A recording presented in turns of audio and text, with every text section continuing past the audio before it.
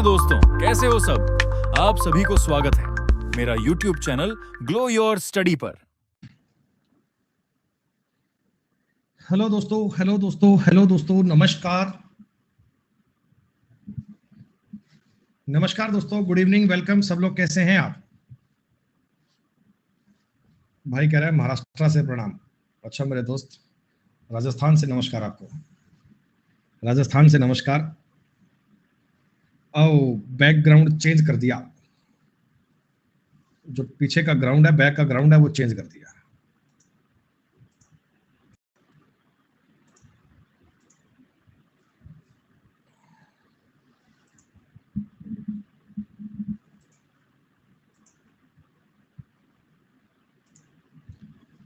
अच्छा दोस्तों, हाँ, ऐसा ही है, स्मार्ट स्मूथ तो बन जाते हैं कभी कभार। चल फिर से दाढ़ी वाड़ी बढ़ गई थी यार, आज क्लास के पहले ब्रेक था तो थोड़ा सेटअप कर दिया। हाँ, स्टूडियो स्टूडियो बेटा बढ़िया बन गया। स्टूडियो का ब्लॉग बनाएंगे। ये सब करने आते नहीं है काम बेटा अपने को यार, ये सब काम करने आते नहीं है।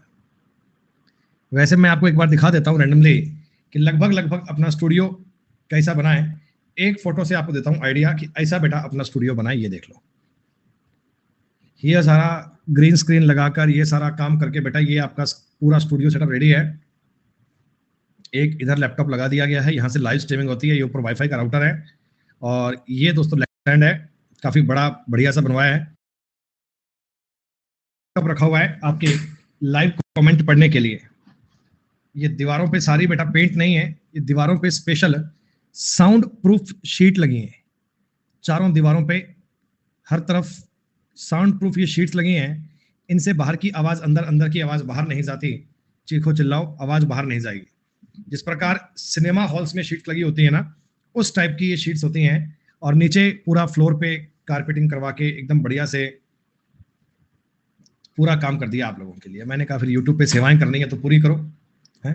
अगर यूट्यूब पे सेवाएं करनी है ढंग से करो, ऐसे फर्जीवाड़े में क्या करना, थोड़ा बढ़िया से काम करो दोस्तों। नहीं, चलिए तो प्यारे दोस्तों, कल की क्लास में आपने एक बड़ा सिंपल सा टॉपिक स्टार्ट किया था जिसका नाम था दोस्तों सिटिंग अरेंजमेंट। सिटिंग अरेंजमेंट के दोस्तों आपने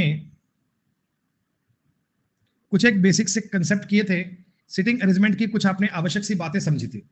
अच्छा ये बताओ बेटा, प्लस क्लास पे ये बैकग्राउंड ग्रीन सही लग रहा था या ये व्हाइट सही लग रहा है? प्लस क्लास का बताओ बेटा, ये बैकग्राउंड कैसे वाला सही है? यही अच्छा है, व्हाइट। चलिए व्हाइट पे ही काम करेंगे अभी अपन, जीवन के सारे काम व्हाइट करेंगे दोस्तों हैं। एक्चुअली क्या है, ये जो प्रेमिसेस है ना जहां पर बैठकर हम अपनी प्लस क्लास ले रहे हैं, अभी रिनोवेशन इसका भी होना है और एक साथ सारे काम नहीं कर रहे, पार्ट्स में कर रहे हैं। पहले हमने स्टूडियो जो अपना बनता है उसको रेडी कर दिया। अब उसके बाद दोस्तों अब ये सेकंड वाला प्लस क्लास का जो सिस्टम है इसको भी बदलेंगे। ये रिनोवेट दिवाली के बाद करवाएंगे। अब इस महीने का काम हो गया बजट पूरा, अब बाकी का काम अगले महीने के बजट में जाएगा दोस्तों, ठीक है। चलिए, हाँ तो डॉक्टर ही हैं यशवंत, हम डॉक्टर ही हैं बेटा, हम डॉक्टर ही हैं, आपका इलाज करते हैं ना, हम चिकित्सक हैं, आपका इलाज करते हैं। जो आपको ये नंबर ना आने की बीमारी है ना, जो आपके पेपर में नंबर कट जाने की बीमारी है, हम उस बीमारी को काट देते हैं ताकि नंबर पूरे बेटा पूरे आ जाएं। सुनिएगा बेटा, सिटिंग अरेंजमेंट टॉपिक हमने स्टार्ट किया था जिसके बारे में आपको बताया था कि बैठक व्यवस्था, सिटिंग प्लान के बारे में चीजें आपको समझनी है। और दोस्तों इसी सिटिंग अरेंजमेंट में आपने कुछ बातें समझी। सिटिंग अरेंजमेंट में दोस्तों मैंने आपको यह बताया कि लाइन पर सवाल बनते हैं, या तो बनते हैं सिंगल लाइन के और या दोस्तों सवाल बनते हैं डबल लाइन के। ये दोनों ही प्रकार की चीजें पेपर में आती हैं, पर एसएससी में ज्यादा मुश्किल सवाल नहीं आते हैं, नॉर्मल से लेवल की बात आती है। सर्किल को आज हम आगे पढ़ेंगे तब इसके बारे में बात करेंगे। देन दोस्तों लाइन पर आपने जो सवाल करना है ना, उसमें मैंने आपको बताया था कि 3 प्रकार की वर्डिंग मिलती है। इन तीनों प्रकार की शब्दावलियों को डिटेल में समझना जरूरी है। जैसे A is at the second to left of B, who is third to right of C. A B के बाएं दूसरे स्थान पर है, जो सी के दाएं तीसरे स्थान पर है। तो ए बी के बाएं दूसरा है, जो सी के दाएं तीसरा है। तो सी के राइट में थर्ड पर बी आएगा, सी के राइट में थर्ड पर बी आएगा, सी के दाएं तीसरा बी आएगा। बी की बात हो रही है, ये बी की बात हो रही है, ठीक। देन दोस्तों अगली बात आपने पढ़ी थी एंड या बट की। अगर सवाल में एंड का या बट का यूज आता है, इसका मतलब क्या है, ए बी के बाएं दूसरा है और सी के दाएं तीसरा है, तो इस समय एक ही बात हो रही है। इस समय एक ही बात हो रही है। तो ए और बी की बेटा ये अलग अलग जानकारियां होती हैं, ए और बी के अलग अलग कंसेप्ट होते हैं, दोनों के बारे में जानकारियां आपको समझ में आनी चाहिए। तीसरी और बेटा एक बड़ी जरूरी बात है, ए बी के बाएं दूसरे स्थान पर है, सी के दाएं तीसरे स्थान पर है, यहां भी बात सी के लिए मतलब बात ए के लिए हो रही है, ये दोनों सेंटेंस ए के लिए काम आ रहे हैं। दोस्तों ये सब चीजें आपको बताई, ये दोस्तों सब बातें मैंने आपको बताई कि एंड और हु का क्या मतलब है, एंड और हु का क्या मतलब है। एंड और हु के बारे में कल आपको डिटेल में एग्जांपल दे देकर बताया था। शुक्रिया भाई आलोक। चलिए अब दोस्तों हमने आपको बताया था कि क्वेश्चन करने के लिए ना सबसे आवश्यक चीज क्या होती है कि आप सवाल की लैंग्वेज को ठीक से पढ़ें, सवाल की जो भी भाषा है, सवाल का जो भी कंसेप्ट है उसको एक बार ध्यान से पढ़ें और हर एक बात को लिखने का स्टार्ट करें। आप हर एक चीज को लिखने की कोशिश करें, जो भी तुम्हें सवाल का भाव कह रहा है ना कि ये बाएं है, दाएं है, लेफ्ट है, राइट है, तो आप उस जानकारी को दाएं बाएं कहीं भी लिखो, लिखे बिना सवाल नहीं करना। क्या दोस्तों आपने कल की क्लास में 11 नंबर तक के सवाल कर लिए थे क्या? ये अपना सवाल हो गया था वकील वाला, ये हमने सवाल कर लिया था वकील वाला कल, ठीक है। अब दोस्तों एक सवाल मैं आगे का और पढ़ता हूं, फिर मैं आपको सवाल करवाऊंगा जी छांट छांट के। आज हम सर्किल भी पढ़ेंगे दोस्तों, जितना आपके लिए लाइन जरूरी है उतना आपके लिए सर्किल पढ़ना भी जरूरी है। दोस्तों एक पंक्ति में 7 सहेलियां बैठी हैं, 1 2 3 4 5 6 7। क्या आपको क्वेश्चन में कहीं भी लेफ्ट और राइट की बात की गई क्या? क्या आपको यह बोला क्या कि दाएं और बाएं की बात की गई क्या? नॉर्थ और साउथ की बात नहीं की ना, तो आप अपनी मर्जी से इस साइड में राइट, इस साइड में लेफ्ट मान लो। आपने कहा सर मैं अगर ऐसा नहीं मानकर अपोजिट मानू तो कोई फर्क नहीं पड़ेगा, तो कोई फर्क नहीं पड़ेगा। अगर वो क्वेश्चन में मेंशन करे, अगर वो बताए कि भाई आपको नॉर्थ में साउथ में फेस है, तो बात का फर्क पड़ता है। अगर नहीं बताए तो कोई बात नहीं, जैसा भी है मान लेंगे, चलेगा बेटा, ठीक है। सुनिएगा, ज्योति प्रिया के दाएं और त्रिशा के बाएं और बैठी है। ये प्रिया है, इसके ठीक दाएं ज्योति है और ये त्रिशा के एकदम बाईं और बैठी है। क्या बच्चों जहां भी आएंगी तीनों लड़कियां एक साथ आएंगी क्या? हमने एक बात समझ ली कि जहां भी लिखेंगे तीनों लड़कियां एक साथ लिखेंगे। सर हमने लाइन पर क्यों नहीं लिखा? लाइन के बारे में क्लियरिटी नहीं है, लाइन के बारे में गारंटी नहीं है, लाइन के बारे में पता नहीं है, तो हमने कहा सर इसके बारे में मेरे को जानकारी नहीं है। अदिति अक्षय के ठीक दाएं और बैठी है। अक्षय जहां कहीं भी है, अक्षय इसके ठीक दाईं और कौन है? अदिति। ये अदिति है दोस्तों। इन दोनों को आपने एक साथ लिखना है, मतलब ये मैं कंटेंट समझ रहा हूं कि आपको एक साथ क्या क्या लिखना है, एक साथ क्या क्या बात लिखनी है। अच्छा कह रहा है अदिति और प्रिया के बीच में एक व्यक्ति है। बेटा एक बात बताइए, कॉमन सेंस की बात बताइए, प्रिया ज्योति और त्रिशा तो आएंगे लगातार लगातार।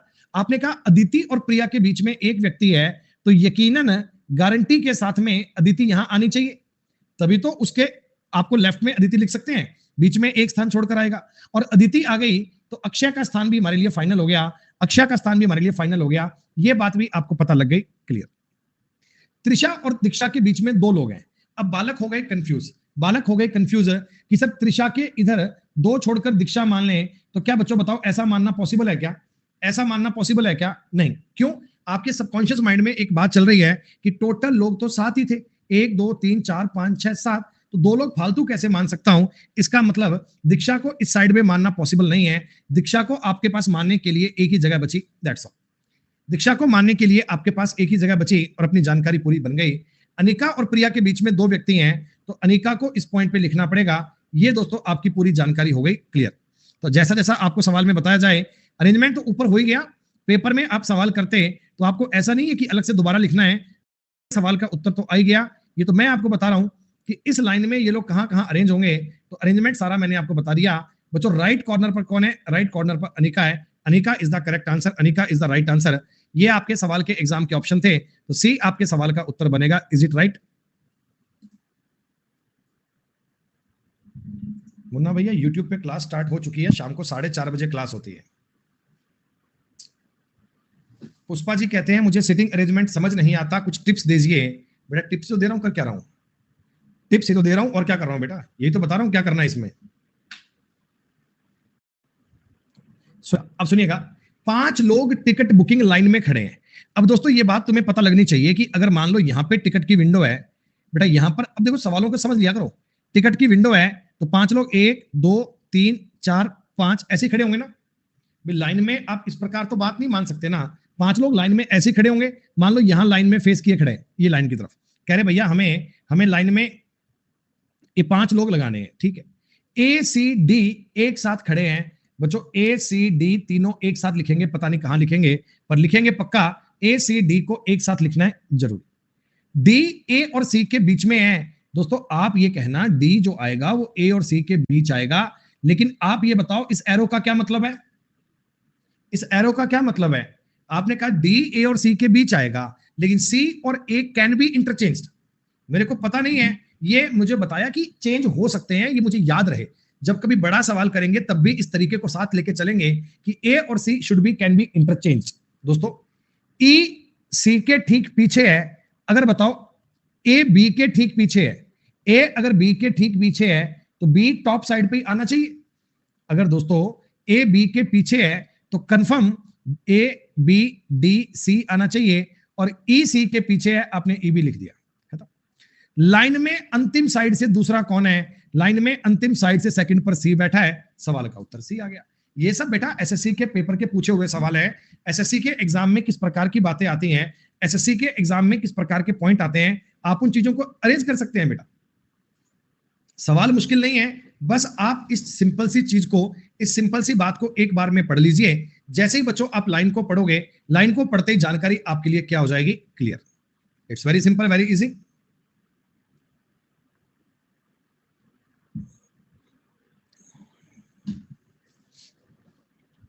भैया आईबीपीएस में कहानी बहुत बड़ी आती है बच्चा, आईबीपीएस में कहानी बहुत बड़ी आती है, बहुत बड़े बड़े सवाल बनते हैं बेटा। एक बार सेम सवाल सुनिएगा, एक बार सेम सवाल सुनिएगा। जैसे मैंने अभी अभी एक सवाल तुमको बताया, जैसे मैंने अभी अभी एक सवाल बताया दोस्तों, उसी प्रकार खड़िएगा। जो भी आपको लाइन में बोले 5 लोग एक कतार में खड़े हैं, स्टैंडिंग इन ए क्यू।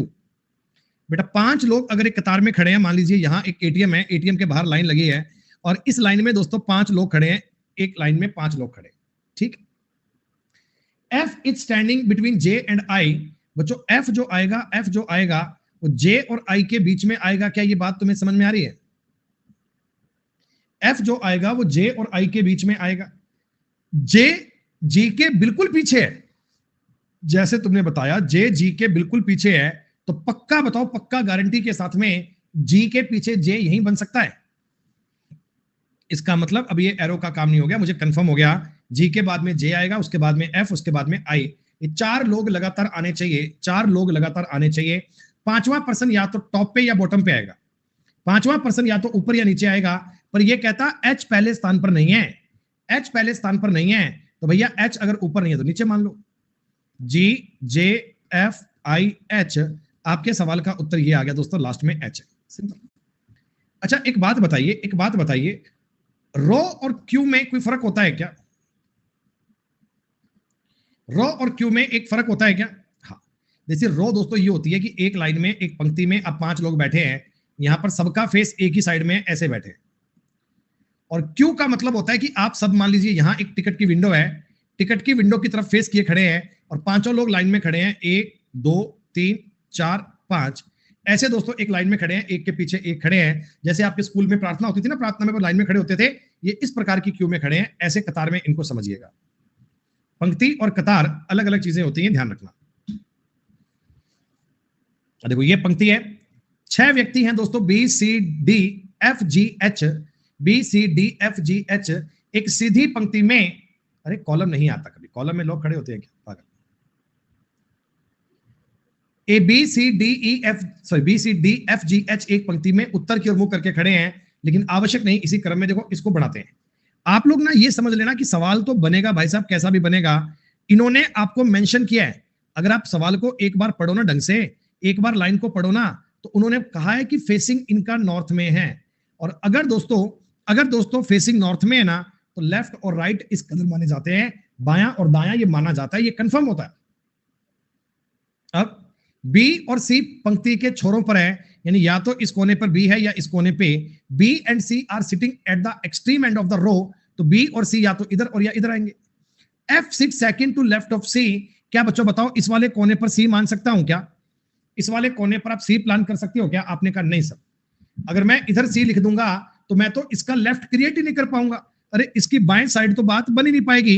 तो 100% गारंटी हो गई, सी यहीं आएगा और बी यहीं आएगा। एक लाइन का तो सवाल है, दूसरी लाइन में तो आंसर बन ही जाएगा। एफ सी के लेफ्ट में सेकंड है, एफ सी के लेफ्ट में सेकंड है। बी और एच आई डी के पड़ोसी हैं, बी और एच अगर डी के पड़ोसी हैं, लिख दीजिए दोस्तों। रह कौन गया भाई? जी, जी को यहां बिठा दो, जी को यहां बिठा दो, खत्म। अरेंजमेंट क्या बन गया, B D H F G C, B D H F G C. मैंने पूछा एफ के संदर्भ में जी कहां है, एफ से जी कहां है, तो इमीडिएट राइट बनेगा, इमीडिएट राइट, ठीक, दाएं। एफ से जी की पोजीशन क्या है, the position will be immediate right, तुरंत दाएं, इमीडिएट राइट का कंसेप्ट बनेगा, तुरंत दाएं आपके सवाल की बात आनी चाहिए। वंस रिपीट क्या करूं तो भाई, इससे आसान सवाल क्या बन सकता है मेरे दोस्त आरके, इसमें रिपीट वाली कौन सी बात है। आपको कहा बी एच और डी का पड़ोसी है, इसका मतलब सर बी और एच का पड़ोसी डी है, तो बी और एच का पड़ोसी डी है, इन दोनों के बीच में आएगा। अगर तुम्हें यहां बी पता है तो इसके आसपास में डी और एच यहीं तो आएंगे। अब ये इतने सिंपल प्रकार के सवाल हैं, सुनिएगा। इस बार दोस्तों डबल डबल लाइन की बात हो रही है, इस बार डबल डबल लाइन की बात हो रही है। 6 पंक्तियों में A B C D E F के घर हैं, प्रत्येक 3 घरों की पंक्तियों में 2 पंक्तियों में स्थित हैं, दोनों पंक्तियों के घर एक दूसरे के सामने हैं। प्यारे बच्चों, मेरे को ये नहीं बताया कि नॉर्थ साउथ में है कि ईस्ट वेस्ट में है, बस इतना बता दिया कि 6 पंक्तियां मतलब 6 घर हैं और 2 पंक्तियों में प्रत्येक के सामने कितने हैं, 3, ठीक है। D's house is diagonally opposite to C's house, जहां तुम्हारा मन करे वहां मान लो। सर आप मर्जी से कैसे मान सकते हो, मर्जी से कैसे मान सकते हो, अरे क्योंकि मुझे ये बात पता है कि सवाल में उसने नॉर्थ कोई साउथ कोई ईस्ट और वेस्ट की बात ही नहीं की, जैसा मन करेगा वैसा मानेंगे, क्या दिक्कत है इसमें, चलेगा। ए का घर एफ और सी के बीच में है, ए का घर भैया एफ और सी के बीच में है, यहां लिख दीजिए E's house is between F and C's house, B's house at one of the extreme end, B का घर एक एक्सट्रीम एंड में है, तो बच कौन गया, ई, बच कौन गया, ई।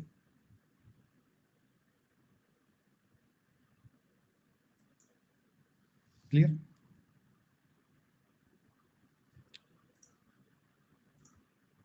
अरुण कुमार जी, आप कल भी बार बार कमेंट कर रहे थे, आज भी आप डाउट में भेज रहे हैं, लेकिन आपने डाउट में भेजा क्या है मेरे को समझ ही नहीं आ रहा। ये हिंदी भाषा है बेटा, हमारा सिस्टम इसे एक्सेप्ट नहीं करता है, अंग्रेजी में पूछो। बताओ निम्नलिखित में किसका घर ए के घर के सामने है, ए के घर के सामने तो ई का घर है दोस्तों, ए के घर के सामने ई का घर है, तेरे घर के सामने मैं मेरा घर बनाऊंगा, ई के घर के सामने ए ने घर बना दिया दोस्तों।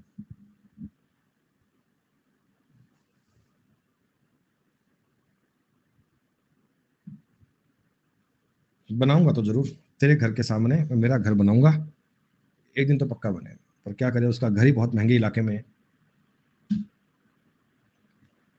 सुनिएगा,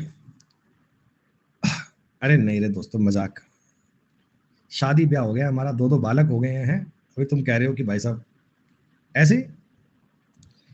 8 व्यक्ति हैं, A B C D E F G H है बेटा, ये 8 लोग हैं, आर स्टैंडिंग इन 2 rows और 4 ड्यूरिंग प्रेयर इन अ स्कूल। देखिए ये बच्चों प्रेयर का हिसाब है, ये बच्चों प्रेयर का हिसाब है। 8 व्यक्ति 8 पर्सन 2 पंक्तियों में खड़े हैं, क्या अब की बार आप बिना सवाल के बताए ये समझ लोगे ना कि ये लोग एक क्यू में खड़े हैं, एक पंक्ति में खड़े हैं, एक कतार में खड़े हैं। अरे प्रार्थना कभी करी होगी स्कूल में, 1 2 3 4, 1 2 3 4, बाबा तेरी जय जयकार। आपको कैसे पता सर ये लोग इधर खड़े हैं, अरे मान लीजिए प्रेयर सामने हो रही है तो सब लोग बेटा ऐसे ही तो खड़े होंगे प्रेयर में, सब लोग प्रेयर में ऐसे तो खड़े होंगे। हाँ, एच डी के बाद है, सी ए के पहले है, ई बी के बाद है, सी और जी दोनों पंक्तियों में एकदम आगे, ये हुई ना बात। सी और जी को एकदम आगे पुट कर दो, एकदम फ्रंट लाइन पे, ये कर दिया। सी ए के बिल्कुल पहले है, सी ए के बिल्कुल पहले है, सी ए के तुरंत आगे। और मैंने बोला एफ जी और बी के बीच है, बेटा जो एफ आएगा एफ वो जी और बी के बीच आएगा, एफ जो आएगा वो जी और बी के बीच आएगा। अब ये कहता एच डी के बाद है, अरे इस लाइन में तो एच डी नहीं आ पाएंगे ना, एच डी के बाद है, यहां लिख दो, रह कौन गया भाई, रह कौन गया, ए बी सी डी ई रह गया क्या, ई को आप यहां बैठाओ, बोले बेटा यहां बैठ जा, लाइन आपकी हो गई पूरी खत्म। अब इस पर सवाल कुछ भी बन सकता है बेटा, सवाल की चिंता मत करो, आप अरेंज करने का अभ्यास करो, आप अरेंज करने की कोशिश करो। सवाल तो इस पर कुछ भी पूछ लेगा, कोई ऐसी बात आपसे पूछ लेगा कि बताइए तीसरे स्थान पर दोनों पंक्तियों में कौन कौन खड़े हैं, ऐसे पूछ लेगा। तो तीसरे स्थान पर तो डी और बी खड़े, तीसरे स्थान पर तो डी और बी खड़े हैं, उत्तर सवाल का डी आ गया। तीसरे स्थान पर कौन खड़े हैं, डी और बी खड़े हैं, यानी बेटा हाँ भैया फार अहेड मतलब सबसे आगे, बेटा अमृता इंग्लिश में लिखा हुआ है फार अहेड मतलब सबसे आगे, और हिंदी में भी दिया हुआ है एकदम आगे हैं लाइन में, सबसे आगे खड़े। क्यू और रो का फर्क समझ लीजिए। ये लोग किस प्रकार लाइन में खड़े होते हैं, इसके बारे में जानकारी आपको पता लगनी चाहिए। 6 लड़कियां, नाम है कामायनी, प्रीति, आंचल, साक्षी, लक्षिका और शिवानी, सीधी पंक्ति में उत्तर की ओर मुंह करके एक दूसरे से समान दूरी पर बैठी हैं। जैसे ही तुमने सवाल में पढ़ा कि इन 6 के 6 लोगों के फेस नॉर्थ में है, तुम बाकी सारे काम दुनिया के छोड़कर इस साइड में राइट मान लिया करो, इस साइड में लेफ्ट मान लिया करो, लेफ्ट और राइट मान लिया करो ताकि दिक्कत नहीं आए। ठीक है, अब मैं एक लाइन में सवाल पढ़ दूंगा, एक लाइन में पढ़ते जानकारी बन जाएगी। कमायनी पंक्ति के किसी एक छोर पर बैठी है, मुझे नहीं पता कमायनी इस कोने पे है, इस कोने पे, कमायनी का एक कोने पे आना कंपलसरी हो गया। आंचल प्रीति के ठीक बाएं बैठी है, बच्चों आंचल प्रीति के बाएं बैठी है। आंचल जो है ना, आंचल ये प्रीति के इमीडिएट लेफ्ट में बैठी है। साक्षी कमायनी के ठीक दाएं बैठी है, ये सवाल इंपॉर्टेंट है, ये लाइन जरूरी है। साक्षी कमायनी के ठीक दाएं बैठी है, बच्चों बताओ कमायनी को आपको लेफ्ट कोने पे मानना पड़ेगा क्या? अरे इस कमायनी के इमीडिएट राइट में साक्षी है, इस कमायनी के इमीडिएट राइट में साक्षी है, साक्षी को यहां लिख दीजिए। शिवानी प्रीति और लक्षिका के बीच बैठी है, जो शिवानी है ना, शिवानी ये प्रीति और लक्षिका के बीच बैठी है। ये कहानी आपके सामने हो गई। तो इन चारों छोरियों को आप यहां बैठा दो, यहां बैठ जाएगी बेटा आंचल, यहां बैठ जाएगी प्रीति, यहां बैठ जाएगी शिवानी और यहां बैठ जाएगी लक्षिका। अरे छोरियों का मतलब लड़कियां, गर्ल्स। राजस्थानी में छोरियां कहते हैं ना, छोरियां, छोरे मतलब लड़के और छोरियां मतलब लड़कियां।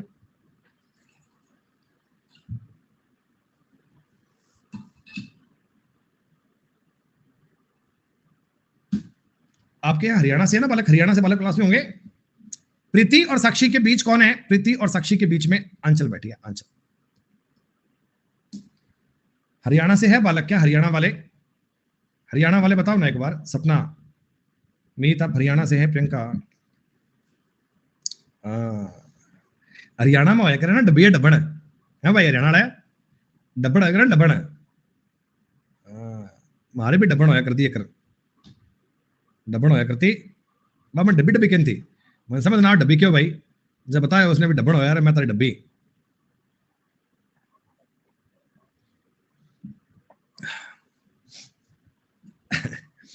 अरे ऐसे ही मजाक, हंसी मजाक की बात है। सिटिंग अरेंजमेंट के सवाल करते समय थोड़ा बहुत साथ साथ में माइंड कंफर्ट जोन में भी चलना चाहिए, मजा आना चाहिए।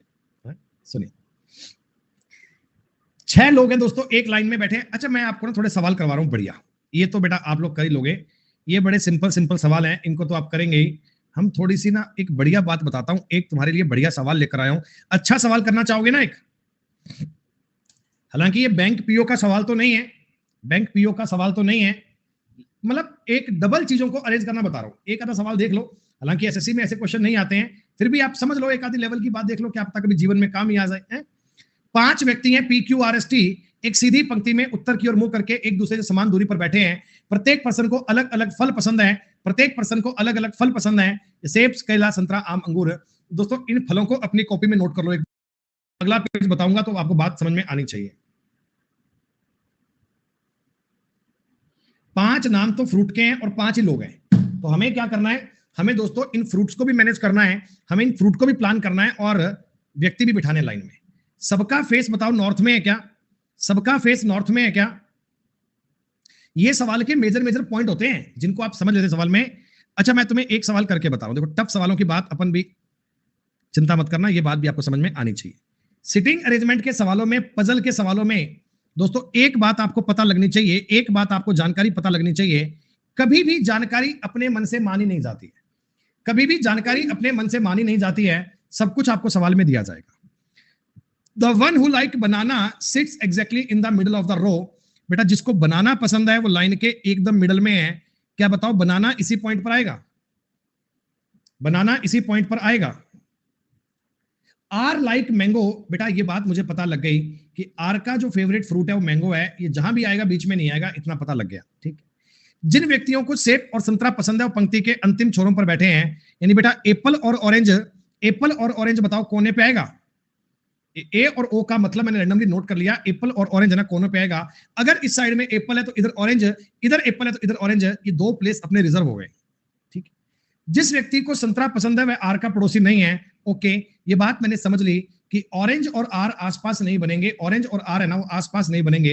हैश का मतलब मैं लिख रहा हूं ये आसपास नहीं आएंगे। ये सांकेतिक भाषा आपको साथ साथ में समझनी होगी। टी आर के दाएं तीसरा बैठा है, टी आर के दाएं तीसरा बैठा है, टी आर के दाएं तीसरा बैठा है। ये लाइन दोस्तों आपके लिए सबसे इंपॉर्टेंट है। T is third to right of R, T R के दाएं तीसरा बैठा है। आप ये बताओ, इसने मुझे सारी कहानी बता दी, बताओ कैसे। देखो बेटा, मैं आर को इस वाली जगह पर मान नहीं सकता क्योंकि आर को मैंगो फ्रूट पसंद है। आर को मैं इधर मान नहीं सकता, तो आर को मानने के लिए जगह एक ही बची क्या? आर को मानने के लिए जगह एक ही बची क्या? अरे आर का प्लेस एक ही बचा क्या? और आर के राइट में थर्ड पे, आर के राइट में थर्ड पे कौन है? टी। आर के राइट में थर्ड पे कौन हो गया? टी। और आर का पसंदीदा फ्रूट मैंगो है। एक लाइन ने आपको सारी कहानी बता दी, एक लाइन ने आपको सारी कहानी बता दी। ऑरेंज के पास में आर नहीं आएगा। अगर ऑरेंज के पास में आर नहीं आएगा तो इधर एप्पल का आना कंफर्म हो गया, आईफोन 14 आएगा, और इस साइड में दोस्तों ऑरेंज का आना कंफर्म हो गया। प्यारे बच्चों, सारी कहानी में अपना एक ही फ्रूट बचा था, उसका नाम था अंगूर। उसका नाम था अंगूर, यानी कि ग्रेप्स। ग्रेप्स को आप इस वाले पॉइंट पे लिख दीजिए। पी को बनाना पसंद नहीं है, टी का पड़ोसी नहीं है। पी को ना तो पसंद बनाना है ना इसका पड़ोसी है, तो पी को एप्पल पसंद है। क्यू को अंगूर पसंद नहीं है, तो क्यू यहां बैठा दो, एस को यहां बैठा दो, खत्म। कितना आसान है, कितना इजी है, कितने नॉर्मल से लेवल की बात चल रही है। एक ही लाइन में, एक ही नजर में बात समझ में आ जाए दोस्तों, अगर आप ढंग से इस सवाल को पढ़ते। अब इस पर बेस सवाल भी एक नहीं, दो तीन सवाल बनेंगे। जैसे दोस्तों, केला और संतरा पसंद करने वालों के बीच कौन बैठा है? केला और संतरा, बनाना और ऑरेंज के बीच में कौन है? तो बेटा बनाना और ऑरेंज के बीच में एस बैठा है, जिसको ग्रेप्स पसंद है। बनाना और ऑरेंज के बीच में एस बैठा है, जिसको ग्रेप्स पसंद है। बेटा बनाना और जिसको ग्रेप्स पसंद है, यानी ए आ जाएगा, the one who like grapes. The one who like grapes, नाम नहीं दिया हुआ, ये दिया हुआ जिसको ग्रेप्स पसंद है, तो ऐसे ही है, ठीक है, कोई बात नहीं। उत्तर सवाल का एस भी ठीक था और ये भी ठीक था, चलेगा। अंगूर किसको पसंद है बेटा? अंगूर, अंगूर पसंद है जी एस को।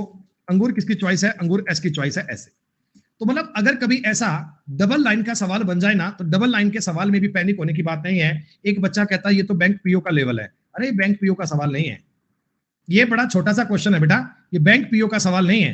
अगर बैंक पीओ के सवाल की बात करोगे, उसकी तो कहानी और आती है, उसकी तो कहानी और आती है, उसकी तो कहानी और इजी आती है बेटा। उसमें तो मतलब माथा घूमने वाली बात ही आती है, सही बात है। हाँ, ये मतलब जो लेवल है, ये एसएससी से थोड़ा सा ऊपर की बात है। एसएससी से थोड़ा सा ऊपर की बात है, थोड़े से ऊपर के लेवल की बात चल रही है। बाकी एसएससी के जो लेवल है वो तो ये है ही बेटा। 19 नंबर सवाल आपके सामने है। एक क्वेश्चन बता दीजिए बैंक का। बैंक का सवाल करवाऊंगा, माथा पकड़ के बैठ जाओगे, माथा पकड़ के बैठ जाओगे, आप कहोगे ये हमें समझ नहीं आ रहा है।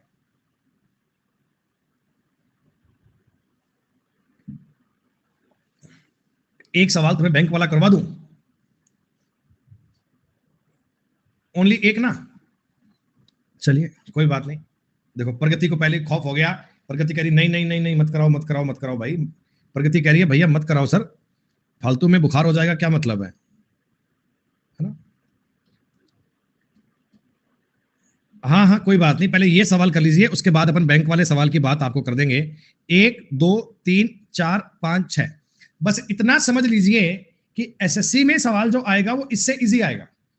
जो सवाल आपके सामने स्क्रीन पर चल रहा है ना, इससे आसान या इतना सा क्वेश्चन बनेगा, क्योंकि एसएससी में ना इस पर बेस एक क्वेश्चन आता है। देखो बात की एवरेज वही है, ये सवाल हमारा 1 मिनट में होता है। बैंक वाले सवाल पर बेस 5 क्वेश्चन बनेंगे, और 5 सवाल बनेंगे तो यकीनन सवाल थोड़ा बड़ा ही बनेगा, सवाल थोड़ा बड़ा ही बनेगा। हमें उन चीजों को थोड़े डिटेल में करना पड़ेगा, थोड़े अच्छे प्रकार से इन बातों को पढ़ना पड़ेगा। बैंक की बात है, उसके बारे में चर्चा बाद में करेंगे आपसे। सुनो, अच्छा इसे तुमने अरेंज भी कर दिया, अरे वाह। बी एफ और डी के बीच में बैठा है, बी जो है ना बेटा वो एफ और डी के बीच में बैठा है, कुछ ऐसा मान लीजिए।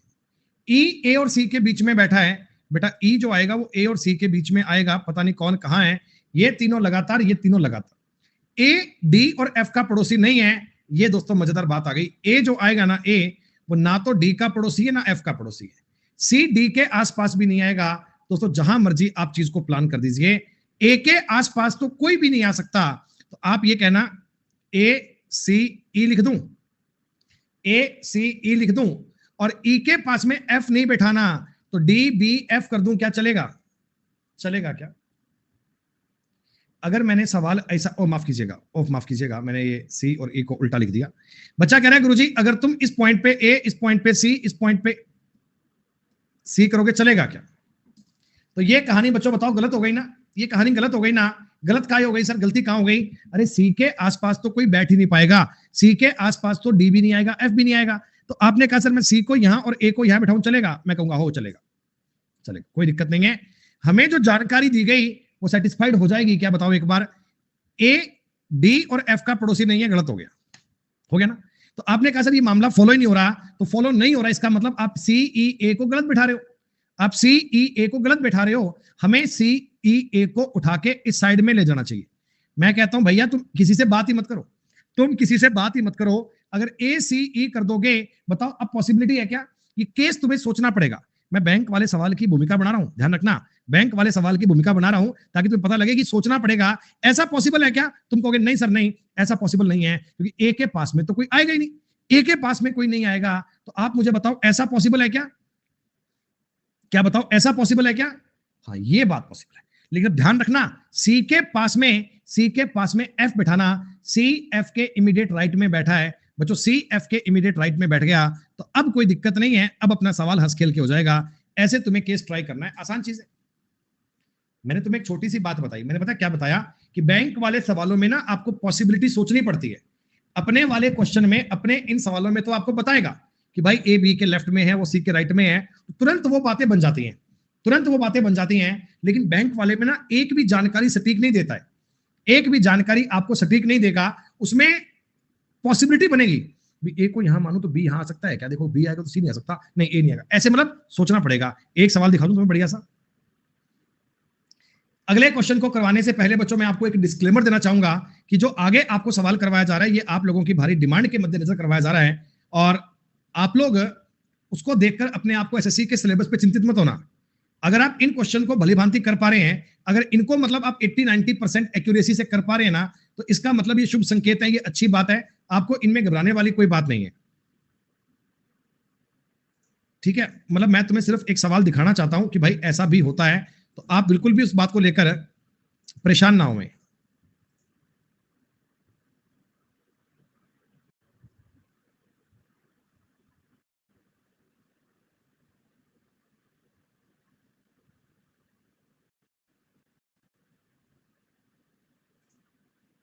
अरे एक मिनट रुक जाओ, तो सवाल फिर ढूंढने दो बढ़िया सवाल तुम्हारे लिए।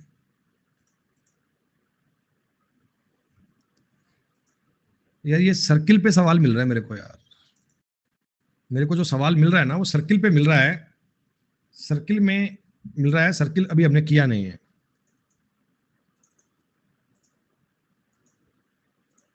चलो कोई बात नहीं। हाँ रंजीत करे एसएससी वाली करवाओ हमें, तो आप ठीक है दोस्त, एसएससी वाली करवाऊंगा, घबराओ मत। क्या है कि एक सवाल को तो कोशिश कर ही सकते हैं। अरे ये क्या हो गया, ये सब कुछ ब्लैक ब्लैक क्यों हो गया भाई?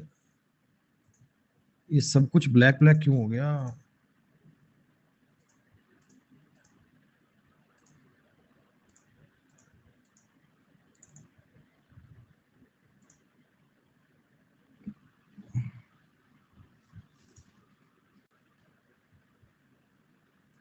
अरे सही नहीं था।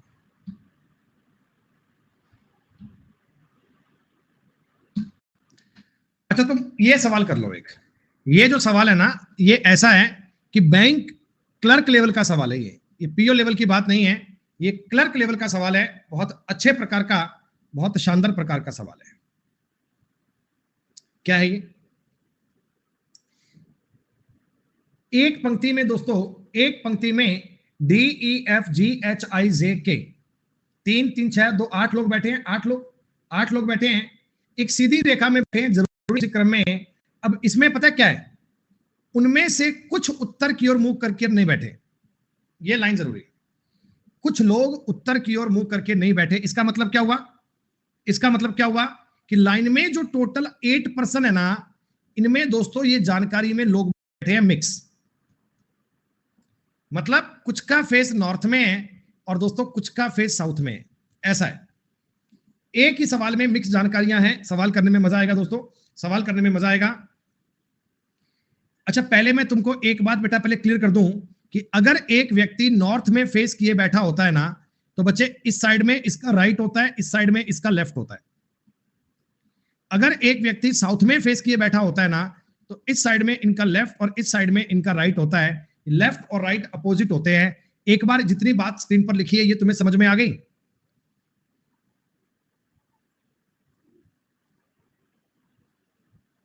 तो अब मैं तुम्हें सवाल दिखा रहा हूं दोस्तों, अब मैं तुम्हें सवाल दिखा रहा हूं। तुम बड़े आराम से सवाल को देखना। जानकारी तो छोटी सी है, पर अरेंज करने में मजा आएगा, आपको चीजें प्लान करने में मजा आएगा। देखिएगा, बड़ा ही शानदार, बड़ा ही इंटरेस्टिंग, बड़ा ही दमदार सवाल है ये। छोटे से सवाल का कंटेंट है। अगर मुझे एसएससी मेंस का पेपर बनाने का मौका दिया जाए ना, तो मैं इस सवाल को पक्का डालूं।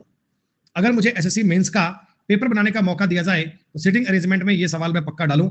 अब आप देख लो कहानी क्या है दोस्तों, इसको ट्राई कर लेना। आपके पास समय है 5 मिनट का। 1 2 3 4 5 6 7 8।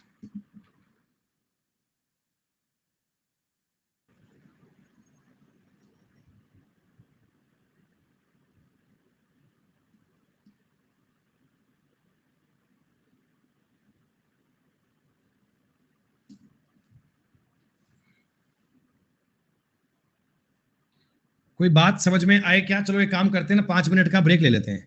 तुम लोग ब्रेक में ये सवाल पे संघर्ष कर लेना। तुम लोग ब्रेक में इस पर जुगाड़ लगा लेना, क्या पता को बात बन जाए, क्या पता ईश्वर आपकी बात को सुन ले, ईश्वर आपकी बात पे कृपा कर दे। तो फिलहाल इतना ही काम करते हैं, 5 मिनट का ब्रेक लेते हैं, तब आगे बात करेंगे।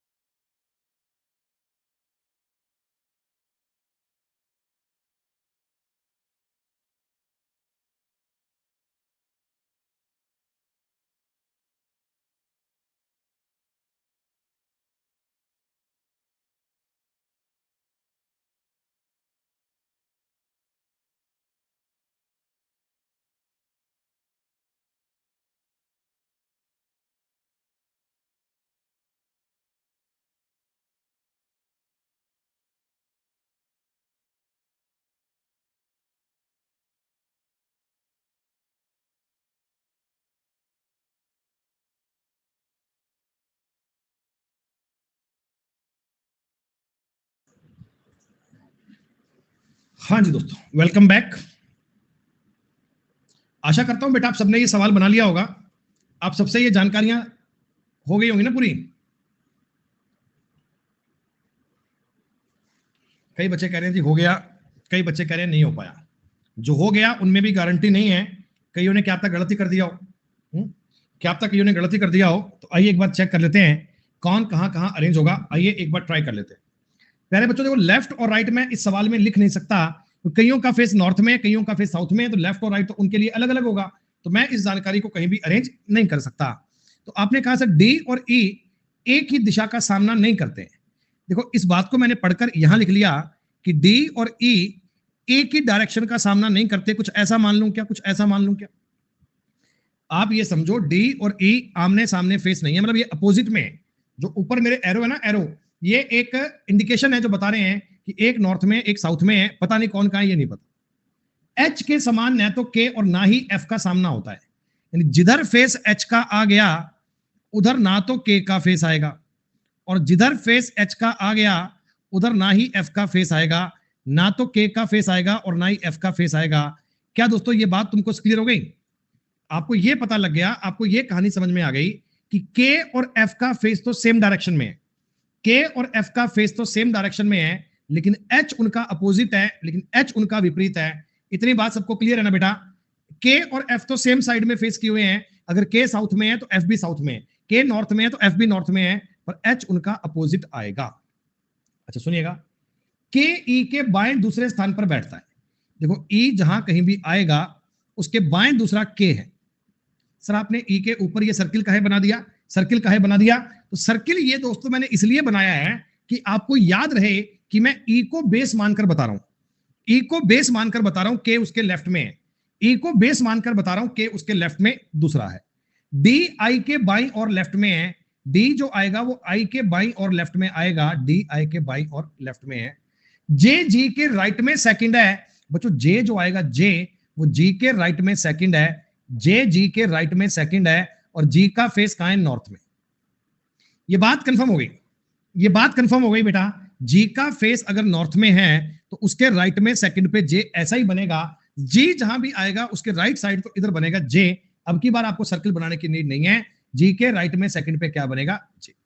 अच्छा, के जे के लेफ्ट में सेकंड है। बच्चों के जे के लेफ्ट में है तो भैया ये पक्का इधर ही तो बनेगा, ये पक्का इधर ही तो बनेगा, और तो कहीं बनने की संभावना ही नहीं, और तो कहीं बनने का चांस ही नहीं है। जे के इधर तो जी बैठा है, इधर के बैठेगा, लेकिन लेकिन सवाल कहता के जे के लेफ्ट में है, इसका मतलब जे का फेस नीचे है क्या? जे का फेस साउथ में है ना? अरे तभी तो इसके बाएं दूसरा के बन सकता है, तभी तो इसके बाएं दूसरा के बन सकता है, तभी तो इसके लेफ्ट में सेकंड पे के बन सकता है। के जे के बाएं दूसरा है, क्लियर। के एफ और एच का पड़ोसी है, देखो बाद में करेंगे, पहले आप मुझे बताओ के से लेकर आपको ई भी डिसाइड हो गया? के को देखकर आपको ई भी डिसाइड हो गया क्या?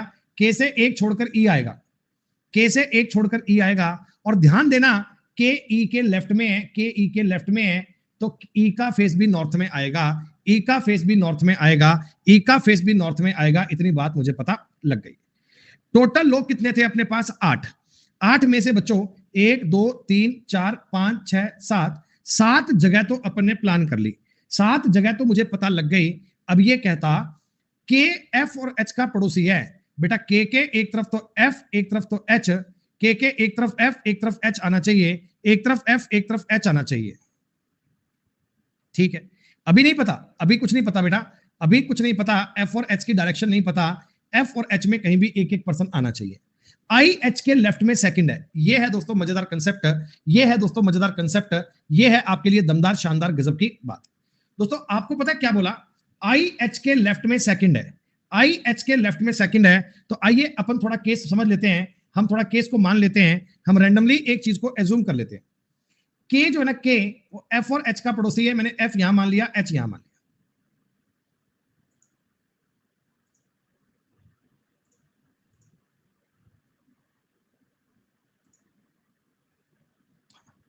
मैंने एक बार के लिए एफ और एच को यहां मान लिया, एफ और एच को यहां मान लिया, ठीक है, कोई दिक्कत नहीं है। एक साइड में मैंने माना है, मैंने ब्लैक कलर का यूज तो ही किया कि आपको मैंने मानकर बताया कि मैंने माना है।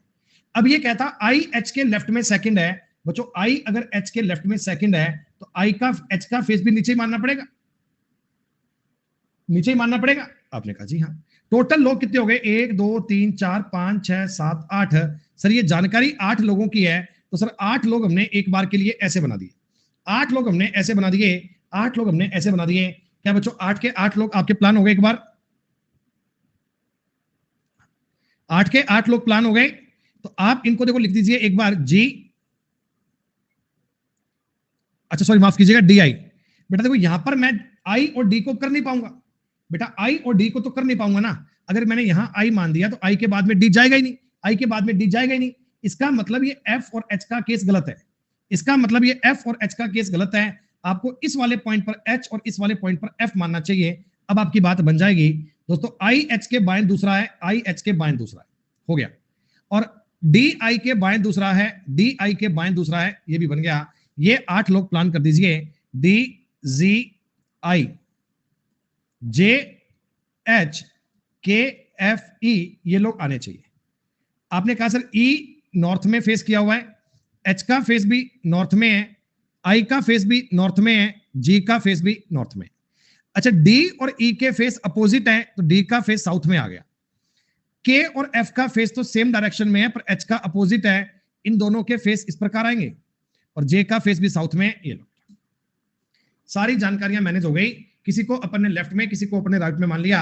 ये सारी जानकारियां सवाल में आपको दी गई। ये सवाल बेटा बैंकिंग लेवल के आते हैं, तो हमें उस लेवल की बात नहीं करनी है। हम जिस स्तर पे पढ़ रहे थे, हम अपने जिस एग्जाम के लेवल पे चल रहे थे वहीं चलते हैं बेटा। आपके लिए वही बात बेनिफिशियल है। लगातार बच्चे कमेंट करें, रिपीट करो, रिपीट करो, रिपीट करो। रिपीट की बात नहीं है दोस्तों, ये ऊपर के लेवल की बात थी। एसएससी में ये आएगा। अब तुम्हें समझ में आ गया कि एसएससी का पेपर पास करना कोई बड़ी बात नहीं है।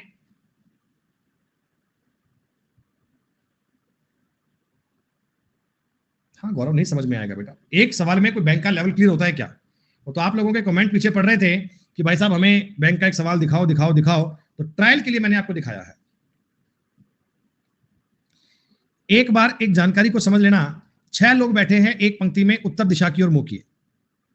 1 2 3 4 5 और यहां कहीं मान लीजिए 6। दोस्तों इनका फेस राइट में और इनका इधर, इनका लेफ्ट मान लें क्या? क्योंकि सवाल के अकॉर्डिंग इनका सबका फेस जो है वो नॉर्थ में दिया गया था, इसलिए। ठीक। Only 2 person sit between R and N. आपने लाइन को पढ़ा, आपने ऐसा लिख दिया आर और एन के बीच में 2 लोग आएंगे। एरो लगाना भूल मत जाइएगा, एरो लगाना भूल मत जाइएगा। एरो आपके लिए मैंडेटरी है, एरो को बेटा आप भूल मत जाना। टी आर के ठीक बाएं बैठा है, टी आर के इमीडिएट लेफ्ट में बैठा है, टी आर के इमीडिएट लेफ्ट में। एल बी के बाएं दूसरा है बच्चों, जो एल है ना, एल वो बी के राइट में सेकंड है, बी के राइट में सेकंड पर एल है। एल बी के बाएं दूसरा है, माफ कीजिएगा, एल बी के बाएं दूसरा है, एल बी के बाएं दूसरा है, एल और बी यहां बनेंगे। डब्ल्यू बी के दाएं तीसरा है, डब्ल्यू बी के दाएं तीसरा। अरे कितना आसान बन गया। ये 6 के 6 लोग हैं, इनमें एल बी डब्ल्यू तो पता ही लग गया, एल बी डब्ल्यू तो पता ही लग गया। आपने कहा टी और आर 2 लोग लगातार, इनके लिए जगह यही तो बची। आर और एन के बीच में 2 लोग, जगह तो यही बची। अब इससे आसान सवाल की तुम क्या उम्मीद करोगे बेटा? एसएससी के पेपर में ये लेवल आएगा। ये लेवल की बात अब कर लोगे, लाइन के सवाल सारे कर लोगे।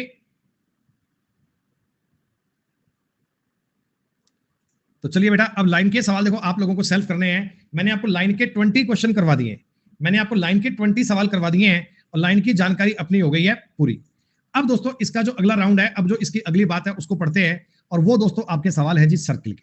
बड़े ही शानदार, बड़े ही प्यारे सवाल है ये।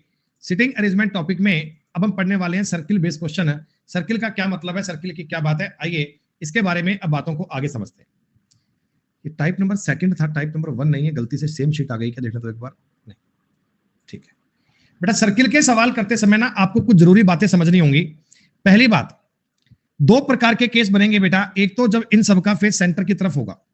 मान लीजिए मैं एक कल्पना करने के लिए एक सवाल आपको बता रहा हूं। ये दोस्तों एक वर्ताकार मेज है, इसके बाहर इन कुर्सियों पर 8 लोग बैठे हैं। तो एक बात देखो, इन सबका, तो मुकेश भाई ये क्लास छोड़ दूं बीच में क्या? ये जो पढ़ा रहा हूं क्लास बीच में बंद कर दूं, ये वाली सिटिंग अरेंजमेंट को बीच में छोड़ दे बेटा? यार एक ही कमेंट को मतलब 20 बार कह रहा है कि वो बोर्ड मास नहीं करवाया आपने, बोर्ड मास नहीं करवाया। तो मैं कहीं भाग गया क्या छोड़ के तुम्हें? हैं? क्या मैंने आपको ये कह दिया कि कोर्स कंप्लीट हो गया के बाद क्लास नहीं होगी अपनी कोई भी? यार अभी जो बात बता रहा हूं उसको नहीं समझेगा। बोर्ड मास नहीं करवाते क्या आज? आपने कहा था बोर्ड मास करवाऊंगा, आपने कहा था बोर्ड मास करवाऊंगा। अभी जो सिटिंग अरेंजमेंट स्टार्ट किया है, पहले इसको पूरा तो कर ले यार। नहीं, बोधमास नहीं करवाते क्या? बोधमास नहीं आता क्या आपको? मेरे को आता नहीं बेटा बोधमास। मुकेश मेरे को बोर्ड मास आता नहीं है बेटा, इसलिए मैं नहीं करवा रहा, ठीक है। आपके मन को सुकून मिलना चाहिए, जहां मिल जाए वहां मान लेना। ये सब लोग बेटा, सब लोग सेंटर की तरफ फेस किए बैठे हैं, सेंटर की तरफ फेस किए बैठे हैं, ठीक। यहां दोस्तों आपको सबसे इंपॉर्टेंट बात देखनी है, आप एक बार खुद पे कल्पना करो, आप एक बार इस चीज को समझने का प्रयास करो, रटना नहीं है, ट्राई टू अंडरस्टैंड, कि अगर मान लो आप इस ए वाली चेयर पर बैठे होते, सेंटर की तरफ फेस किए बैठे होते, तो क्या आपका राइट हैंड इस तरफ होता? क्या आपका दायां, आपका राइट इस तरफ होता क्या, दायां हाथ? और क्या बच्चों आपका बायां हाथ इस तरफ होता क्या? लेफ्ट और राइट की परिकल्पना करना भूलना नहीं है, लेफ्ट और राइट को भूलना नहीं है। अगर नॉर्थ में आप लोग फेस किए बैठे हैं, तो इधर नॉर्थ का मतलब केंद्र की ओर, केंद्र की ओर मुंह किए बैठे हैं, तो इस साइड में लेफ्ट है, इस साइड में राइट है। अभी डायरेक्शन देखिए ना, अगर ये चलने की डायरेक्शन है बच्चों, ये राइट इस तरफ चल रहा है, तो इस पर्सन का राइट भी इधर रहेगा, इस पर्सन का राइट भी आपको इस साइड ही मानना है, और इसका राइट भी इस साइड रहेगा। लेफ्ट और राइट के बारे में जानकारियां आपको समझनी होंगी दोस्तों। दूसरा केस बनता है, दूसरा संभावना बनती है, दूसरे में क्या बनता है, इनके फेस बनते हैं आउटवर्ड। बोर्ड मास नहीं करवाओगे क्या? बोर्ड मास नहीं आता क्या?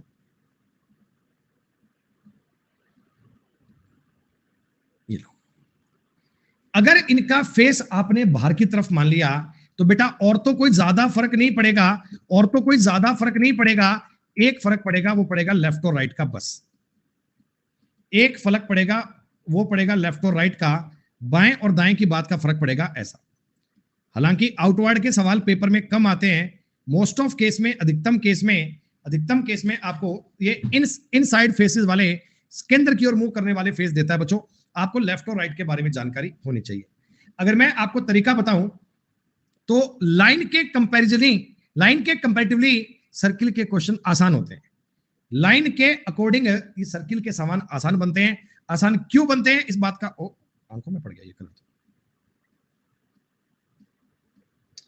लाइन के अकॉर्डिंग दोस्तों आप एक बात समझना, लाइन में तो क्या होता है ना, हमें एक कॉर्नर चाहिए होता है, लाइन में तो हमें एक कॉर्नर चाहिए होता है, लेकिन सर्किल में क्या होता है बच्चों, कॉर्नर कहीं होता ही नहीं। तो ये 8 लोग मान लो एक वर्ताकार मेज के गिर्द बैठे हैं, ये 8 लोग मान लो एक वर्ताकार मेज के गिर्द बैठे हैं, ये वर्ताकार मेज आ गया, सबके फेस सेंटर पे हैं, ओके। तो तुरंत आपको ये बात लिख लेनी है, तुरंत ये बात समझ लेनी है कि इधर को मूव करूंगा तो राइट होगा, इधर को मूव करूंगा तो लेफ्ट होगा।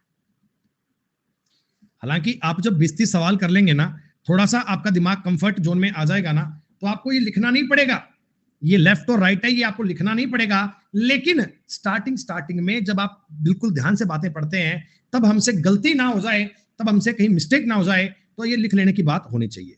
अब दोस्तों मैं मान लो आपको ये कह रहा हूं, ए बी के दाएं दूसरा है, मान लीजिए, एक बार के लिए कल्पना कीजिए, A is second to right of B, A is second to right of B. A is second to right of B. A is right to second of B. तो A B के दाएं दूसरा है दोस्तों। आपका जहां मन करे B को वहां मान लो। देखिए अगर मैं B को यहां मानूंगा, राइट में दूसरा A यहां बन जाएगा। तुम B को यहां मानोगे, राइट में दूसरा A बन जाएगा। अगर तुम B को इस पॉइंट पे मानोगे, राइट में दूसरा ये बन जाएगा। मेरी बात समझो सर, इनमें से क्या मानना चाहिए? जो तुम्हारा मन करे, जो तुम्हारा मन करे वो मान लो, क्योंकि सर्किल में कहानी घूम फिर के सेम आनी है बेटा। लाइन में तो क्या होता है, कॉर्नर है, लेफ्ट कॉर्नर, राइट कॉर्नर है, इधर कॉर्नर का गेम ही नहीं है। ये सारी चीजें आपको सेम मिलनी है। एक वृत्ताकार टेबल है बच्चे, सब लोग लाइन में घूम के वहीं बैठेंगे। बात क्लियर? ये बात, सर्किल के क्वेश्चन को स्टार्ट कहीं से भी किया जा सकता है, लेकिन लेफ्ट और राइट के बारे में आपको पता होना चाहिए। अब दोस्तों एक बात और सुन लेना, आपने शायद कभी जीवन में डायरेक्शन एंड डिस्टेंस टॉपिक पढ़ा हो। अगर नहीं भी पढ़ा तो कोई चिंता की बात नहीं है। दिशा और दूरी आपने नहीं भी पढ़ा तो घबराने की कोई बात नहीं है, क्योंकि दोस्तों ये जो दिशाएं हैं ये आपने नॉर्मल लाइफ में कभी सुनी होंगी, थोड़ा बहुत इनके बारे में आपको आइडिया रहा होगा। अरे वाह, देखा आजकल नए नए डायग्राम सीख गए बनाने आपके लिए।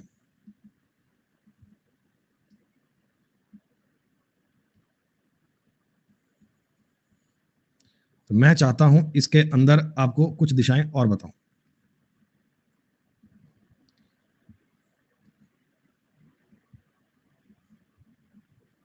ये टोटल दिशाएं कितनी हो गई? 8। क्या तुम्हें इन 8 दिशाओं के नाम याद है? सर डायरेक्शन क्यों बता रहे हो, काम आएगा बेटा इसलिए बता रहा हूं। ये दिशा है उत्तर, ये दिशा है नॉर्थ ईस्ट, उत्तर पूर्व, ये दिशा है ईस्ट जिसे हम बोलते हैं पूर्व, ये दिशा है साउथ ईस्ट जिसे हम बोलते हैं दक्षिण पूर्व। जिन्होंने डायरेक्शन टॉपिक पढ़ रखा है उनको तो ये बहुत आसान लगेगा, जिन्होंने नहीं पढ़ा बेटा वो लोग भी दिशाएं लिख लेना, क्योंकि सिटिंग अरेंजमेंट के बहुत सारे सवालों में आजकल दिशाओं का यूज भी करता है। साउथ वेस्ट, हिंदी में बोलते हैं दक्षिण और पश्चिम। This side is called west और ये साइड है नॉर्थ वेस्ट, इसका नाम है उत्तर पश्चिम। 13 तारीख को यानी कि थर्सडे को आपकी ये क्लास बेटा ऑफ रहेगी, मैं आपको आज इन्फॉर्म कर देता हूं। 13 तारीख को आपकी ये क्लास नहीं होगी, रात की क्लास है 13 ऑफ अक्टूबर। क्यों? करवा चौथ है भैया उस दिन, करवा चौथ है उस दिन।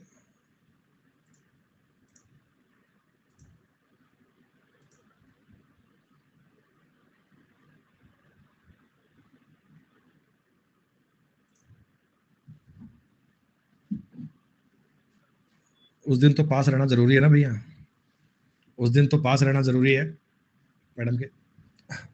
सुनो, north, north east, east, south east दिशाएं होती हैं। इन दिशाओं का यूज कैसे करते हैं, इन दिशाओं का यूज कैसे करते हैं, तो मेरी बात को बड़े ध्यान से सुनना। तुम्हें दो चीजें बताऊंगा, बच्चे अक्सर इनमें गलती करते हैं, लेकिन आपको वो गलती पेपर में करनी नहीं है किसी भी हाल में। बेटा जो गलती लोग बाग एग्जाम में करते हैं, ये गलती आपको एग्जाम में करनी नहीं है। तो मैं आपको बता रहा हूं क्या कंसेप्ट आपको समझना है। सर्किल में केंद्र की ओर मुंह किए बेटा मान लो 8 लोग बैठे हैं, ये एक वर्ताकार मेज है, केंद्र को मुंह करके ये 8 लोग बैठे हैं, 8 लोग बैठे हैं, ठीक है, ठीक है। मान लो इन पे कोई भी लोग बैठे हैं, मैं रैंडमली मैं इनके नाम मान लेता हूं, A B C D E F G H, ऐसे ही मैंने रैंडमली इनको पुट कर दिया ऐसे, ठीक है। आप ये बताओ दोस्तों, आप ये बताओ, आप ये बताओ साउथ ईस्ट में कौन बैठा है? साउथ ईस्ट में, दक्षिण पूर्व में कौन बैठा है? साउथ ईस्ट में कौन बैठा है? Who is seated in south east? आपके सवाल का उत्तर बनेगा एफ। लेकिन अगर मैं आपसे यूं पूछ लूं कि who is facing south east, south east में किसका फेस है? आप कहिएगा ई। मैं तुम्हें जो पॉइंट समझाना चाहता हूं वो तुम्हें समझ में आ रहा है क्या? दो चीजें होती हैं, नॉर्थ में कौन बैठा है? तो भैया लाइन के डायग्राम के अकॉर्डिंग तो नॉर्थ में सी बैठा है, नॉर्थ में सी बैठा है। लेकिन मैं कहता हूं नॉर्थ में फेस किसका है? तो नॉर्थ में फेस जी का है, नॉर्थ में फेस जी का है। ये दो अलग अलग चीजें हैं। तुम्हें ऐसा अरेंजमेंट करवा के लास्ट में पूछ लेगा कि बताइए एच कौन सी दिशा में बैठा है, एच कौन सी दिशा में बैठा है? तो आप कहना एच तो वेस्ट में बैठा है सर, एच तो वेस्ट में बैठा है। लेकिन अगर मैं आपसे पूछूं एच कौन सी दिशा को मुंह करके बैठा है, H is facing which direction, तो एच ईस्ट में फेस किए बैठा है। पॉइंट समझ में आया? ये दो अलग अलग सेंटेंस हैं, बहुत सारे क्वेश्चंस में ये काम आएगा, बहुत सारों में ये काम आएगा। ये दोनों जानकारियां आपको पता होनी चाहिए।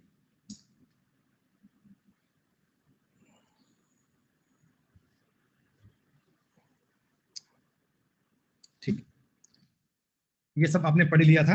अब चलते हैं डायरेक्ट सवाल पे, डायरेक्ट सवाल पे चलते हैं।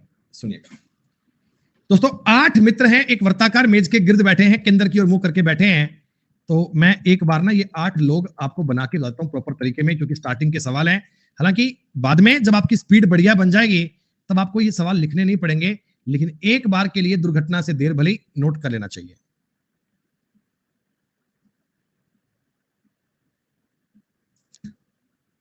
आठ, माफ कीजिएगा। देखो मेरी बात सुनना, ये दक्षिणावर्त बैठे हैं बेटा, दक्षिणावर्त का मतलब होता है क्लॉकवाइज, जैसे तुम्हारी घड़ी की सुइयां होती है ना उस तरफ। डी का मुंह दक्षिण पश्चिम में है, अरे डी को यहां लिखोगे क्या? डी का फेस, डी का मुंह दक्षिण पश्चिम में है, डी का फेस दक्षिण पश्चिम में है। दिशाओं के बारे में आपको जानकारी है दोस्तों, दिशाओं के बारे में आपको जानकारी है, तो आपने लिख दिया। अरे क्यों नहीं, जो कह रहे डी यहां नहीं आएगा, अरे भैया डी यहीं आएगा।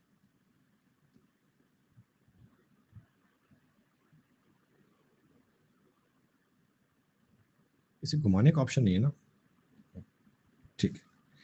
अरे दोस्तों, मैंने आपको बोला डी का मुंह दक्षिण पश्चिम में है, फेसिंग साउथ वेस्ट है।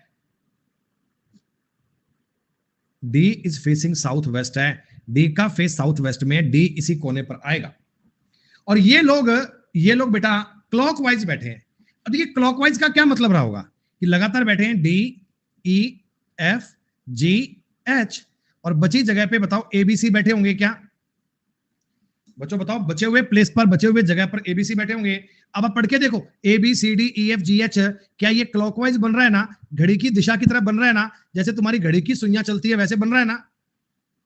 वाह गुरुजी वाह। एच के राइट में थर्ड पर कौन बैठा है? तो मालिक एच के राइट में थर्ड पर ई बैठा है। एच के राइट में थर्ड पे 1 2 3, E is the correct answer, E is the right answer. इस प्रकार डायरेक्शन और डिस्टेंस के साथ में सिटिंग अरेंजमेंट को मिक्स कर दिया जाएगा, डायरेक्शन और डिस्टेंस के साथ में सिटिंग अरेंजमेंट को मिला दिया जाएगा। क्या तुम्हें सवाल का कंसेप्ट क्लियर हुआ?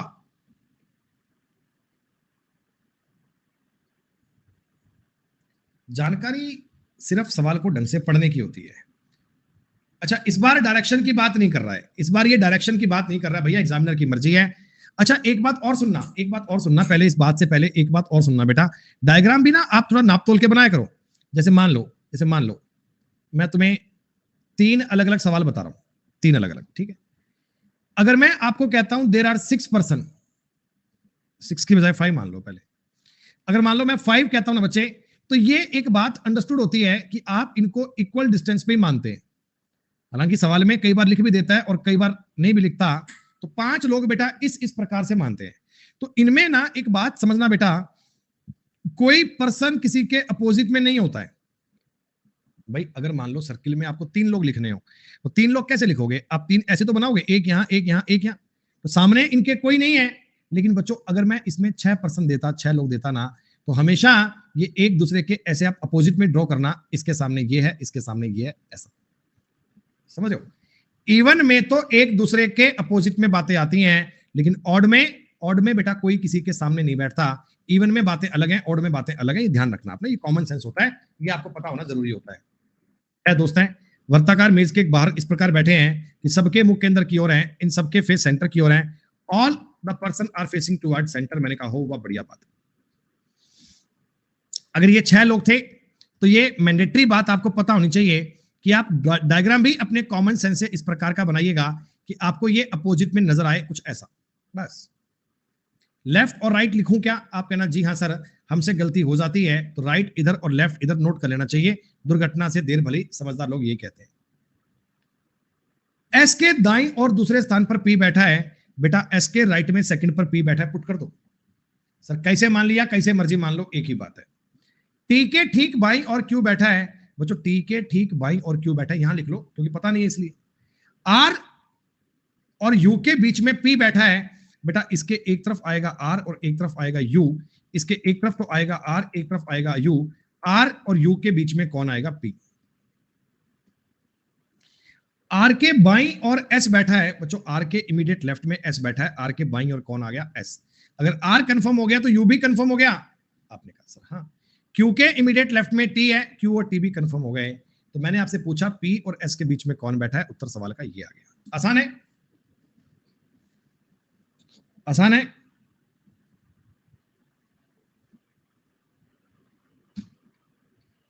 देखो इस बार तुम्हें टी क्यू को उल्टा कर दिया आपने। अमरजीत जरा ध्यान से पढ़ो, मैंने उल्टा नहीं किया, तुमने उल्टा कर दिया। मेरे को सवाल कहता टी के बाईं और क्यू बैठा है, भैया देखो टी के बाईं और क्यू है क्या? मैंने लिखा ये उल्टा लिखा है बेटा। अरे मैंने यही उल्टा लिखा है, आगे सही था, मैंने यही उल्टा लिख दिया। टी के बाईं और क्यू लिखा है, ये एक्चुअली टी के बाईं और क्यू है। एक्चुअली पता है क्या है, मैंने ना इस लाइन को ढंग से पढ़ा नहीं था, मेरा फोकस था पी और एस के बीच में कौन बैठा है, और पी और एस का उत्तर तो इनके बिना ही मिल जाता। जब मैं तुम्हें सवाल करवाता हूं तो एक मेरी नजर ऑप्शन पे में चाहिए क्या? हमें चाहिए क्या? हमें चाहिए पी और एस के बीच में कौन है, तो पी और एस के बीच में तो आर है, खत्म बात। रिजल्ट चाहिए ना बेटा, फोकस। ऐसे निगाहें सीधी होनी चाहिए। एग्जाम में नंबर कट जाएंगे आपके, नंबर नहीं कटेंगे रमित, नंबर नहीं कटेंगे, नंबर नहीं कटेंगे। बेटा इस सवाल में एंटी क्लॉकवाइज बैठे हैं, जरा ध्यान दीजिएगा। जरा ध्यान दीजिएगा दोस्तों, आज आपके लिए लेकर आए हैं एक बेहतरीन सवाल जिसमें ये पर्सन जी दक्षिण पूर्व में बैठा है। मैंने फेस की बात नहीं करी, इससे पहले वाले क्वेश्चन में फेस की बात की गई थी। G is sitting in the south east, तो जी को इधर मानना पड़ेगा क्या दोस्तों, बताओ एक बार। अरे वाह, तभी तो इसका डायरेक्शन, इसकी जगह है साउथ ईस्ट माननी पड़ेगी।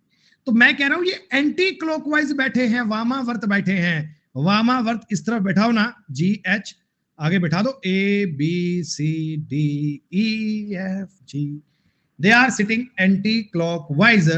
तो मैं पूछ रहा हूं ए कौन सी दिशा में बैठा है दोस्तों, ए नॉर्थ ईस्ट में बैठा है। लेकिन अगर मैं तुमसे पूछ लूं कि ए का फेस कौन सी दिशा में है, तो बेटा ए का फेस है ना वो साउथ वेस्ट में। मैं बार बार कह रहा हूं, इस बात पे बच्चे बहुत गलती करते हैं, मैं बताते हैं आकर, और ये गुरुजी ठीक से पढ़ा नहीं। मैं कहता हूं बेटा रीजनिंग के सवाल ढंग से पढ़ना ही तो खेल है। अरे सर बस देख ही नहीं पाए, आप देख पाए कि नहीं देख पाए, यही तो खेल है।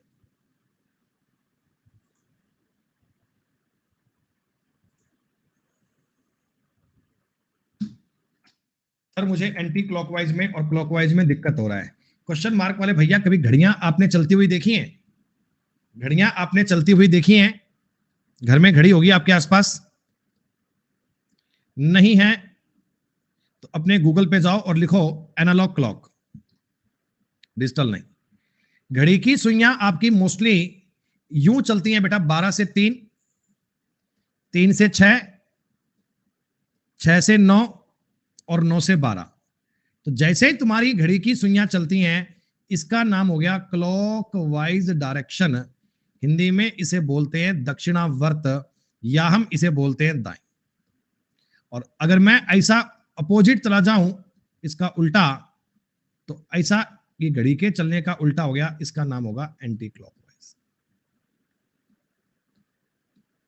या हम इसे बोलते हैं वामावर्त, या हम इसे बोलते हैं बाएं। बेटा काउंटर काउंटर का तो पता नहीं,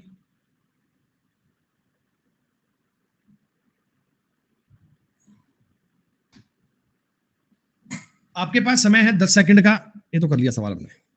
अच्छा ये बताओ बेटा, कैरम बोर्ड खेला आता है आपको सबको? सारे बच्चे कैरम बोर्ड खेल लेते हैं?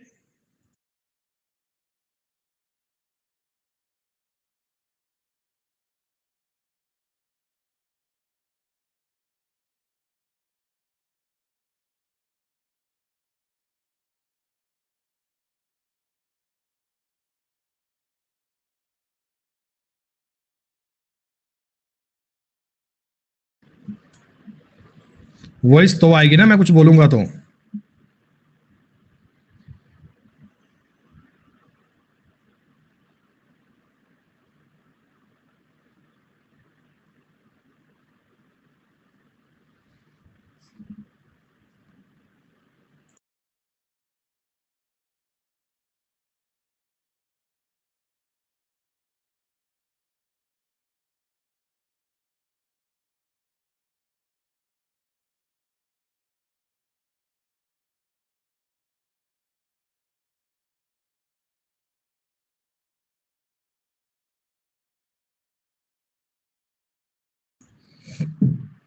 बेटा कैरम बोर्ड आप लोग खेलते ही हैं, और आपको पता होना चाहिए कैरम बोर्ड में वर्गाकार एक कैरम बोर्ड होता है, सब लोग ऐसे लाइन के बीच में बैठते हैं। बी सी के राइट में है, सी के राइट में कौन है? बी है। डी ए के लेफ्ट में है, अरे भैया ओ भैया, डी जो है ना, डी वो ए के लेफ्ट में है, तो ए के लेफ्ट में डी आ गया। तो मैंने पूछा सी के बाईं और कौन है? ए है। अब आप कहो गुरुजी, आप ये कहो गुरुजी हमें तो पता ही नहीं होता कि कैरम बोर्ड में कैसे खेलते हैं, तो ये कॉमन सेंस की जानकारी है। कैरम बोर्ड क्या होता है ये पता होना चाहिए, वर्गाकार गेम होता है, सब लोग लाइन के बीच में बैठकर खेलते हैं। एक और सवाल ट्राई कर दीजिए बस बेटा, ये एक 5वां सवाल कर लीजिए, फिर तुम्हारी छुट्टी कर देंगे आज की। फिर कल तुम्हें पढ़ाएंगे सिटिंग अरेंजमेंट की कुछ और बढ़िया सवाल, कुछ और अच्छे सवाल। हाँ कल सिटिंग अरेंजमेंट और होगा, कल तुम्हें सिटिंग अरेंजमेंट की बातें बताएंगे। दोस्तों ये 5 लोगों में ध्यान रखना, कोई किसी के अपोजिट में नहीं है। थोड़ा डायग्राम उक चुक बन भी जाए तो चिंता मत करना, बस आपको पता लगना चाहिए कि कोई किसी के अपोजिट में नहीं है। ये राइट है और ये लेफ्ट है। एन के ठीक दाईं और पड़ोस में है, के एकदम दाईं और राइट में एन। एल एम के बाईं और पड़ोस में पता नहीं है, एन एम के दाईं और दूसरे स्थान पर है, एन एम के राइट में सेकंड है, एन एम के राइट में सेकंड है। आपने कहा सर एल एम के बाईं और पड़ोस में है, रह गया ओ। अब ओ कहां बैठा है? देखो ओ के बारे में कई बातें बनती हैं, एल और एन के बीच में है, तो एल और एन के बीच में है, एन और एल सी आपके बात की बात। अरे इमीडिएट राइट ऑफ एम थोड़ी है, एम के इमीडिएट राइट में तो के है, सी उत्तर बनेगा, एन और एल के बीच में आएगा। ठीक है, चलिए ये बेटा अपने आज के सवाल हो गए पूरे। कल आपकी क्लास सिटिंग अरेंजमेंट की और चलेगी। कल बेटा हम सिटिंग अरेंजमेंट को और पढ़ेंगे, परसों से सिटिंग अरेंजमेंट को पढ़ने की नीड नहीं है, ये पूरा हो जाएगा। टीचिंग स्टाइल इज फैंटास्टिक, मजा आ जाता है पढ़ने में। शुक्रिया भाई राहुल, आपका बहुत बहुत आभार, सच अ काइंड वर्ड। आपका मैथ्स का न्यू बैच कब आएगा? बेटा मैथ्स का बैच अभी नहीं आ रहा, उसमें ज्योमेट्री चल रही है बेटा। इस महीने में ज्योमेट्री पूरी होगी, उसके बाद प्लान करेंगे कि मैथ का कोई नया बैच स्टार्ट करें तो क्या करें, उसके बाद की बातें हैं। Later on we will discuss that. CHSL के लिए कब तक का करंट पढ़ना चाहिए? देखो बेटा वैसे तो करंट का मतलब 6 महीने का जीके ही होता है, पर आजकल एसएससी वाले लास्ट 1 साल तक की बात पूछ लेते हैं, तो आप बैकअप के लिए 6 महीने की बातों को पढ़ना स्टार्ट कीजिएगा, उन बातों को अच्छे से करते रहिएगा। बाकी आप शॉर्ट वीडियो जो होती हैं उनको देख लेना, शॉर्ट वीडियोस को ढंग से देख लेना, चलेगा। कुछ लड़कों को सही से बोल नहीं आता भैया, दुनिया भांति भांति की होती है, सब लोगों को ठीक नहीं होता। सर हमें अनअकैडमी से नहीं पढ़ना, हमारे पैसे रिफंड नहीं हो सकते? नहीं बेटा, काहे नहीं पढ़ना आपको अनअकैडमी से? ये डाउट भी ठीक है? ये डाउट भी ठीक है। मैथ को कहां से स्टार्ट करो? बेटा मैथ्स को आप अर्थमेटिक्स से स्टार्ट करो, अंकगणित से मैथ को पढ़ना स्टार्ट करो। इसी बातों से अपने कंसेप्ट को क्लियर करोगे ना, तो उससे आपको चीजों का बेस बनाने में हेल्प मिलेगी। चारू भैया आपका डाउट ले चुके हैं। सर 12th क्वेश्चन में अदिति और प्रिया के बीच में एक होना था। बेटा जो होना था वो हो गया, फ्रांस जो बेटा बीच में होना था वो हो गया। सारे सवाल आपको बता दिए हैं, अब आप रिकॉर्डिंग चेक कर लेना, कोई 19-21 बात रह गई होगी तो देख लेंगे बाद में। ठीक है, चलिए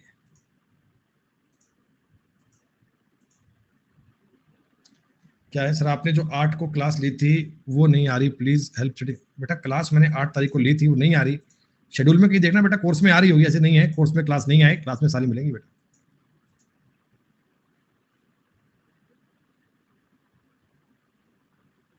लूसी बेटा अगर आप वो सवाल नहीं कर पा रहे तो जरूरी है कि आप एक बार वर्ग संख्याएं, घन संख्याएं, अपनी कैलकुलेशन को इंप्रूव करो।